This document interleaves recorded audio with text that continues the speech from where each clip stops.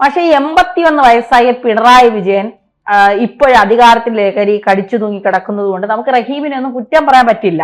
റഹീം ആണെങ്കിൽ 46 വയസ്സൊക്കെ കഴിഞ്ഞെന്ന് പറയുന്നത്, എങ്കിലും ഡിവൈഎഫ്ഐയുടെ യുവ നേതാവാണ്. നമ്മുടെ രാഹുൽ ഗാന്ധി ഇപ്പോഴും യുവ നേതാവാണെന്ന് പറയുന്നത് പോലെയാണ്, യുവ പ്രധാനമന്ത്രി എന്നൊക്കെ പറയുന്നത് പോലെയാണ് ഭാവി യുവ പ്രധാനമന്ത്രി.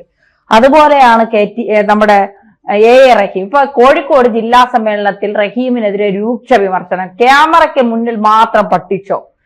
ഈ ഡിവൈഎഫ്ഐ എന്ന് പറയുന്നത് പൊതിച്ചോറ് എന്ന് പറഞ്ഞാൽ ഡിവൈഎഫ്ഐ, വേറെ ഒന്നും ഇവരെ കൊണ്ട് ഒരു ഗുണവും ഇല്ല. അതുകൊണ്ട് നേതൃമാറ്റം വരണം, കൃത്യമായി യുവാക്കൾ ഡിവൈഎഫ്ഐയിലേക്ക് വരണം, ഇതൊക്കെയാണ് പറയുന്നത്. യഥാർത്ഥത്തിൽ അതൊരു സത്യമല്ലേ. പിണറായിക്കെതിരെ പറഞ്ഞിട്ടും അണികൾ ഒന്നടങ്കം മറുപടിയായി തോറ്റു തുന്നം പാടിച്ചിട്ടും പഠിച്ചില്ല. അപ്പൊ ഈ ഡിവൈഎഫ്ഐ ഈ ജില്ലാ സമ്മേളനത്തിലൊക്കെ എന്തെങ്കിലും പറഞ്ഞാൽ മാറ്റം വരുമോ? അല്ല, ഡിവൈഎഫ്ഐയുടെ ജില്ലാ സമ്മേളനത്തിൽ മാത്രമായിട്ട് മാറ്റം ഉണ്ടാക്കാൻ കഴിയില്ല. അത് എളുപ്പമല്ല. ഡിവൈഎഫ്ഐ എന്ന് പറഞ്ഞാൽ നമുക്കറിയാലോ, അതൊരു റിക്രൂട്ടിംഗ് ഏജൻസിയാണല്ലോ. CPM-ലേക്ക് ആളെ വേണമെങ്കിൽ അത് ഉണ്ടാക്കിയെടുക്കാനുള്ള വഴികളിൽ പെട്ടതാണ്. തീർച്ചയായിട്ടും ഡിവൈഎഫ്ഐ എന്ന് പറഞ്ഞാൽ യുവാക്കളുടെ ചോരത്തിളപ്പുള്ള കാലത്ത് കമ്മ്യൂണിസ്റ്റ് പാർട്ടിയിലേക്ക് ആകർഷിക്കാനുള്ള വഴികളിൽ ഒന്നാണ്.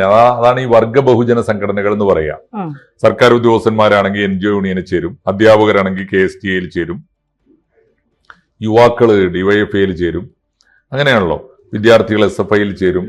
അവരിലൂടെയൊക്കെ ക്രമേണ കമ്മ്യൂണിസ്റ്റ് പാർട്ടിയുടെ ഒരു ആവേശം ആളുകളിൽ എത്തിക്കുകയും സാധാരണ തൊഴിലാളികൾ CITU-കാരായിരിക്കും. അങ്ങനെ അവരെ കമ്മ്യൂണിസ്റ്റ് രാഷ്ട്രീയം പഠിപ്പിച്ചിട്ട് ആണല്ലോ CPM ഉണ്ടാക്കേണ്ടത്. അങ്ങനെ ഉണ്ടാക്കിയെടുത്ത CPM ആണ് അടപടലം തകർന്നു പോയത്. ഇപ്പോ ഡിവൈഎഫ്ഐയിലൂടെയാണ്, തീർച്ചയായിട്ടും ഡിവൈഎഫ്ഐയിലൂടെയാണ് പുതിയ ചെറുപ്പക്കാർ CPM-ലേക്ക് വരേണ്ടത്. അങ്ങനെ വരണമെങ്കിൽ എന്തൊക്കെ വേണം? ഒന്ന്, CPM-ലേക്ക് വരണമെങ്കിൽ CPM-ൽ ഡിവൈഎഫ്ഐയിലേക്ക് പണ്ടൊക്കെ എങ്ങനെ ആളുകൾ ചേർന്നിരുന്നത്? ആളുകളുടെ ആകർഷണം എന്തായിരുന്നു? ഒന്നാമത്തെ കാര്യം SFIയിലും ഡിവൈഎഫ്ഐയിലും ആണല്ലോ കുട്ടികൾ ചെല്ലുക. എങ്ങനെ ചെല്ലുക? ഒന്നാമത്തെ കാര്യം, ആകർഷകമായ മുദ്രാവാക്യങ്ങൾ ഉണ്ടായിരുന്നു. വളരെ വ്യത്യസ്തമായ മുദ്രാവാക്യങ്ങൾ, വ്യത്യസ്തമായ താളത്തിൽ വളരെ ആകർഷകമായിട്ട് മുദ്രാവാക്യം വിളിക്കും.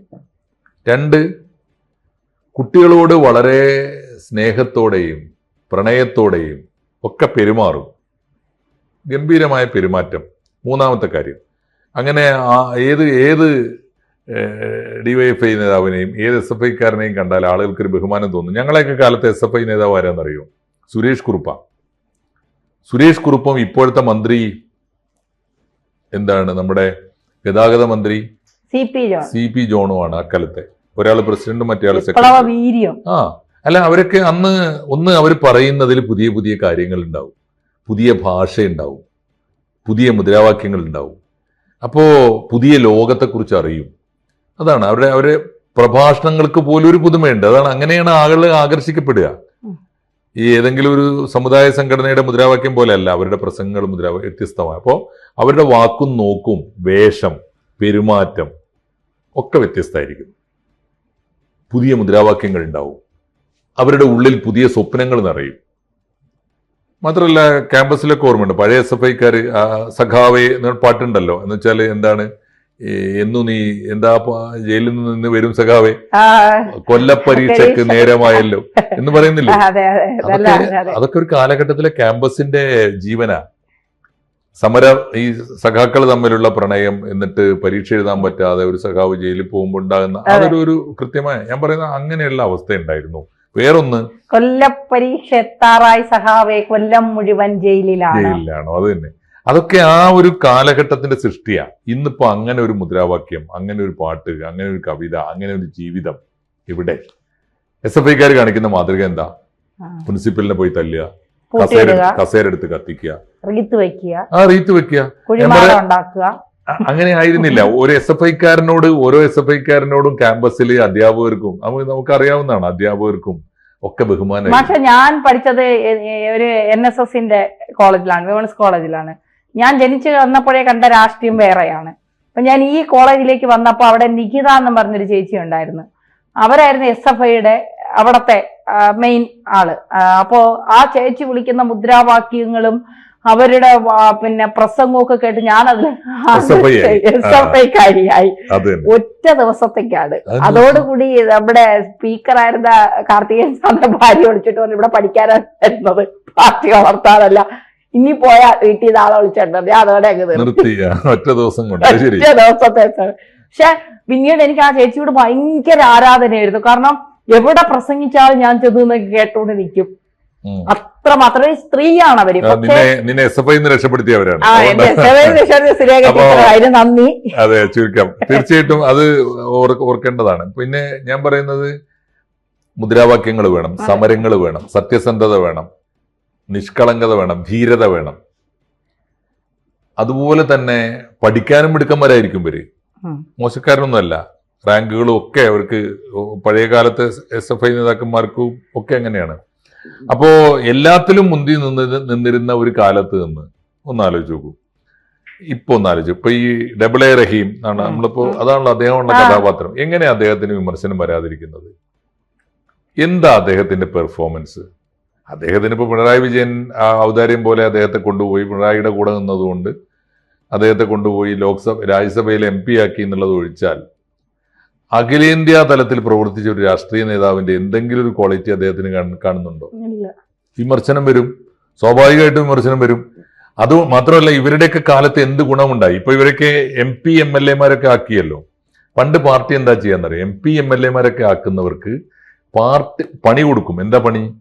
ഈ MLA-യുടെ MP-യുടെ ആനുകൂല്യം ഉപയോഗിച്ചിട്ട് പാർട്ടി ഇല്ലാത്ത പ്രദേശങ്ങളിൽ പോയി പാർട്ടി ഉണ്ടാക്കുക. ഇപ്പൊ കേരളത്തിൽ നിന്നും ബംഗാളിൽ നിന്നും ത്രിപുരയിൽ നിന്നും അല്ലേ MP-മാരുണ്ടായിരുന്നുള്ളൂ, മന്ത്രിമാരൊക്കെ ഉണ്ടായിരുന്നുള്ളൂ. ഭരണമില്ലാത്ത സംസ്ഥാനങ്ങളിൽ പോയിട്ട് ഇവരുടെ ആനുകൂല്യം ഉപയോഗിച്ചു. കാരണം ഒരു MP-ക്ക് ഇന്ത്യ മുഴുവൻ സഞ്ചരിക്കാം ഫ്രീ ആയിട്ട്. അപ്പൊ ആ സൗകര്യങ്ങൾ ഉപയോഗിച്ചിട്ട് പാർട്ടി ഇല്ലാത്ത പ്രദേശങ്ങളിൽ പോയി പാവങ്ങളെ സംഘടിപ്പിച്ച് മുദ്രാവാക്യം വിളിപ്പിച്ചത് യൂണിയൻ ഉണ്ടാക്കി പാർട്ടി ഉണ്ടാക്കുന്ന പണി ആരാ പോയി ചെയ്യണത്?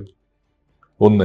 രണ്ടാമത്തെ കാര്യം, ഇവർക്ക് കിട്ടുന്ന ശമ്പളവും ആനുകൂല്യങ്ങളും ഉണ്ടല്ലോ, അതില് കഷ്ടിച്ച് കഴിഞ്ഞുകൂടാനുള്ളത് മാത്രം എടുത്തിട്ട് ബാക്കി പാർട്ടി കൊടുക്കുകയായിരുന്നില്ലേ ചെയ്തിരുന്നത്? ഇപ്പൊ എത്ര പേര് കൊടുക്കും? അപ്പൊ അതുകൊണ്ടൊക്കെയാണ് ഇത് നശിക്കുന്നത്. ചുരുക്കത്തിൽ അതൊക്കെ ഓക്കെ. സത്യസന്ധമായി ജനങ്ങളോട് നേര് പറയുന്നുണ്ടോ? ഇന്ത്യൻ വിപ്ലവം, ഞങ്ങൾ വിപ്ലവ പാർട്ടിയാന്നല്ലേ പറയാ. എന്താ വിപ്ലവ പാർട്ടി എന്ന് പറഞ്ഞ അർത്ഥം? ഇന്ത്യയിൽ നിലനിൽക്കുന്ന ഭരണകൂടത്തെ അട്ടിമറിച്ച് നിരന്തരമായ ശക്തമായ ജനകീയ പ്രക്ഷോഭത്തിലൂടെ ഇവിടെ ഒരു ബദൽ ഗവൺമെന്റ് ഉണ്ടാക്കണം. അതിനാണല്ലോ വിപ്ലവം എന്ന് പറയുക. തൊഴിലാളി വർഗ സർവാധിപത്യം നടപ്പാക്കണം. അങ്ങനെ ഒരു വിപ്ലവ ലക്ഷ്യം ഇവർക്കാർക്കെങ്കിലും ഉണ്ടോ? DYFI-ക്കുണ്ടോ? CPM-നുണ്ടോ? അത് ഇല്ലാന്ന് അവര് തന്നെ തീരുമാനിച്ചിട്ട് കുറെ കാലമായി. പക്ഷെ ഇപ്പോഴും ജനങ്ങളോട് നേര് പറയുമോ? നമ്മൾ അതൊക്കെ മാറ്റിയിട്ടോ. നമ്മൾ ഇനി കോൺഗ്രസിനെ പോലെ ഒരു പാർട്ടിയാണ്. എങ്ങനെയെങ്കിലും വോട്ട് ബാങ്ക് ഉറപ്പിച്ച് അധികാരത്തിൽ എത്തുകയാണ് നമ്മുടെ ലക്ഷ്യം. എന്നിട്ട് പരമാവധി നമ്മളെ കൊണ്ടാവുന്ന വിധം ഭരിക്കും. അതിൽ വേണമെങ്കിൽ പറയാം ഞങ്ങൾക്ക് ജനങ്ങൾക്ക് ഗുണകരമായത് ഭരിക്കും. അങ്ങനെ പറയുന്നുണ്ടോ? ഇന്നിപ്പോ ഇടതുപക്ഷത്തിന്റെ ഭരണവും UDF LDF തമ്മിൽ ഭരണത്തിൽ എന്താ വ്യത്യാസമുള്ളത്? അവർ ഇന്നലെ നടപ്പാക്കിയത് ഇന്ന് നടപ്പാക്കും. എന്താ വ്യത്യാസമുള്ളത്? ഭരണത്തിൽ ഞങ്ങൾ വേറിട്ട് ഭരിക്കുന്നു എന്ന് കാണിക്കുന്ന എന്ത് അടയാളമാണ് കാണിച്ചു കൊടുക്കാനുള്ളത്? ഇടതും വലതും തമ്മിലുള്ള അതിർത്തി എപ്പോഴോ മാഞ്ഞു പോയിട്ടില്ലേ? അപ്പൊ അങ്ങനെ വരുമ്പോ പിണറായി വിജയൻ ഭരിക്കുന്നതിനേക്കാൾ 100 വട്ടം ഭേദമല്ലേ സതീശൻ ഭരിച്ചാലെന്ന് ജനങ്ങൾക്ക് തോന്നൂലേ? തീർച്ചയായിട്ടും. എന്താ സംശയമുള്ളത്? ഇവര് പറയുന്നത് മോദി ഏകാധിപതിയാണ്. ഒരു നിമിഷ നേരം ജനങ്ങൾക്കൊന്ന് സ്വപ്നം കാണാനുള്ള സ്വാതന്ത്ര്യം അനുവദിച്ചു കൊടുത്തു നോക്കൂ. നരേന്ദ്രമോദിയുടെ സ്ഥാനത്ത് എങ്ങാനും പിണറായി വിജയനെ കൊണ്ടുപോയി ഇരുത്തിയാൽ ഇന്ത്യ എത്ര ദിവസം ബാക്കിയുണ്ടാവും? ഇതാ വ്യത്യാസം. ഇത് ജനങ്ങൾ കാണുന്നുണ്ട്. അപ്പൊ ജനങ്ങൾക്ക് മുമ്പിൽ ഒരു മാതൃകയില്ല. രണ്ടാമത്തെ കാര്യം, അവസാനമായി ഒരു പ്രധാനപ്പെട്ട കാര്യമുണ്ട്. ഇന്ന് കുട്ടികൾ ചോദിക്കുന്നത്, പുതിയ കുട്ടികൾ പ്രത്യേകിച്ച് SFI-ക്കാരായാലും DYFI-ക്കാരായാലും ഒക്കെ ചോദിക്കുന്ന ആദ്യത്തെ ചോദ്യം, നിങ്ങൾക്ക് വിളിക്കാൻ മുദ്രാവാക്യമുണ്ടോ എന്ന് ഞങ്ങൾ ചോദിക്കുന്നില്ല. കാരണം ഇൻക്ലാബ് സിന്ദാബാദ് നിങ്ങൾ വിളിക്കുന്നുണ്ട് ഇല്ലേ? നിങ്ങൾക്ക് നയിക്കാൻ നേതാവുണ്ടോ എന്ന് ഞങ്ങളും ചോദിക്കുന്നില്ല. കാരണം കുറെ എണ്ണത്തിന് നമ്മൾ കുപ്പായിട്ട് രാവിലെ കാണുന്നുണ്ട്, മീഡിയയിലൊക്കെ ഇങ്ങനെ നിറഞ്ഞിരിക്കുന്നുണ്ട്, മാധ്യമങ്ങളിലൊക്കെ ഞങ്ങൾ കാണുന്നുണ്ട്. ഒറ്റ ചോദ്യമേ ഞങ്ങൾ നിങ്ങളോട് ചോദിക്കുന്നുള്ളൂ, ജീവിതത്തിൽ വിശ്വസിച്ച് പിന്തുടരാൻ പറ്റിയ ഒരു കാൽപ്പാടുണ്ടോ നിങ്ങൾക്ക് എന്ന് പറഞ്ഞാൽ എന്താ? ഒരു മാതൃകയുണ്ടോ? ഇങ്ങനെയാണ് ജീവിക്കേണ്ടത് എന്ന് കാണിച്ചു തരാൻ ഞങ്ങൾക്ക് മാതൃകയാക്കാൻ ഒരു ജീവിതമുണ്ടോ? എന്താ ജീവിതം? നിഷ്കളങ്കമായി ജീവിക്കുക, സത്യസന്ധമായിട്ട് ജീവിക്കുക, ജനങ്ങൾക്ക് വേണ്ടി ജീവിക്കുക, ലളിതമായി ജീവിക്കുക. ഞാൻ എന്താ ലളിതമായി ജീവിക്കുന്ന? ലളിത ജീവിതം എന്ന് പറഞ്ഞാൽ എന്താ? എന്റെ നാട്ടിലെ പരമദരിദ്രനായ മനുഷ്യൻ ആരോ അവന് ജീവിക്കാൻ സാധിക്കുന്ന സൗകര്യങ്ങളിൽ ഞാനും ജീവിക്കുക. പറ്റുമോ? ദരിദ്ര ജനകോടികൾ ജീവിക്കുന്ന സാഹചര്യങ്ങളിൽ ജീവിക്കാൻ പഠിക്കുന്നവനാ ലളിത ജീവിതം എന്ന് പറയുക. എ റഹീമിനോടോ എം സ്വരാജിനോടോ ഒന്ന് ചോദിച്ചു നോക്കൂ, നിങ്ങൾക്ക് അങ്ങനെ പറ്റുമോന്ന്. ഇപ്പോ ആരെങ്കിലും പാർട്ടി ഓഫീസിലെ പൊട്ടിപ്പൊളിഞ്ഞ ബെഞ്ചിൽ കിടന്നുറങ്ങുന്ന എത്ര പേരുണ്ട്? വേണ്ടി വന്നാൽ ബസ് സ്റ്റാൻഡിലെ കടത്തണ്ണയിൽ കിടന്നുറങ്ങാൻ തയ്യാറുള്ള എത്ര പേരുണ്ട്? അങ്ങനെ ജീവിക്കുന്നവനല്ലേ ഇവിടുത്തെ സാധാരണക്കാരൻ. അവന്റെ ജീവിതം മതിയോ? ഒരു നേരം ഭക്ഷണം കഴിച്ചിട്ട് ബാക്കി നേരത്തെ ഭക്ഷണം കഴിക്കാൻ നിവൃത്തിയില്ലാത്തവൻ എത്ര പേരുണ്ട്? പട്ടിണി കൊണ്ട് ആത്മഹത്യ ചെയ്യുന്ന കർഷകർ എത്രയുണ്ട്? അപ്പൊ ചോദ്യം ഇതാണ്, ലളിത ജീവിതം എന്ന് പറയുന്ന ഒന്ന് നിങ്ങൾക്ക് സ്വപ്നം കാണാൻ പറ്റുമോ? 2, നിങ്ങളുടെ വരവും ചെലവും തമ്മിൽ വല്ല ഒക്കുന്നുണ്ടോ? നിങ്ങൾ രാഷ്ട്രീയ നേതാക്കന്മാരാണല്ലോ. നിങ്ങൾക്ക് കിട്ടിയ വരുമാനം എത്രയാണ്? കഴിഞ്ഞൊരു 10 കൊല്ലത്തെ കണക്കെടുത്തോളൂ. പിണറായി വിജയൻ ഭരിച്ച കാലത്തെ 10 കൊല്ലം നിങ്ങൾക്ക് എത്ര വരുമാനം കിട്ടി? എന്നാൽ നിങ്ങൾ സമ്പാദിച്ചു കൂട്ടിയതിന്റെ കണക്ക് എത്രയാണ്? നിങ്ങൾ ആഡംബര ജീവിതത്തിന് വേണ്ടി ചെലവഴിച്ചത് എത്രയാണ്? ഇത് വരവും ചെലവും തമ്മിൽ എന്താ ഒക്കാത്തത്? ഇതൊക്കെ ജനം ചോദിക്കും. അതുകൊണ്ട് വിമർശനം വരും. കോഴിക്കോട് ജില്ലാ സമ്മേളനത്തിൽ മാത്രമല്ല, എ റഹീമിനെ പോലുള്ളവർ. ഇതിന്റെയൊക്കെ പുറമെയാണ് അപമാനം. പുതിയ തലമുറ അങ്ങേയറ്റം അഭ്യസ്ത വിദ്യരായ തലമുറ, ഫ്ലുവന്റ് ആയിട്ട് ഇംഗ്ലീഷിലും മലയാളത്തിലൊക്കെ ഗംഭീരമായി സംസാരിക്കുന്ന തലമുറ, അവരുടെ നേതാവായി ആരാധിച്ചു കൊണ്ടു നടക്കുന്ന ഒരുത്തൻ വാ തുറന്നാൽ മാനക്കേട. അതായത് പിണറായിയെ സഹാക്കൾ അടിച്ചു പുറത്താക്കിയതുപോലെ റഹീമിനെയും പുറത്താക്കും. അതിന് മുമ്പേ പുറത്താക്കണ്ടേ? അത് ഉറപ്പല്ലേ തീർച്ചയായിട്ടും പുറത്താവും എന്നുള്ളത്. അതാണ് സംഭവിക്കുക. അതുകൊണ്ട് ഇതിലൊന്നും അത്ഭുതപ്പെട്ടൊരു കാര്യമില്ല. ഇത് CPM-ന്റെ പതനം പൂർണ്ണമാകുമ്പോൾ താനേ ഇല്ലാതാകുന്ന മൂവ്മെന്റുകളിൽ പെട്ടതാണ് ഇതൊക്കെ, DYFI-യും ഒക്കെ തീർച്ചയായിട്ടും.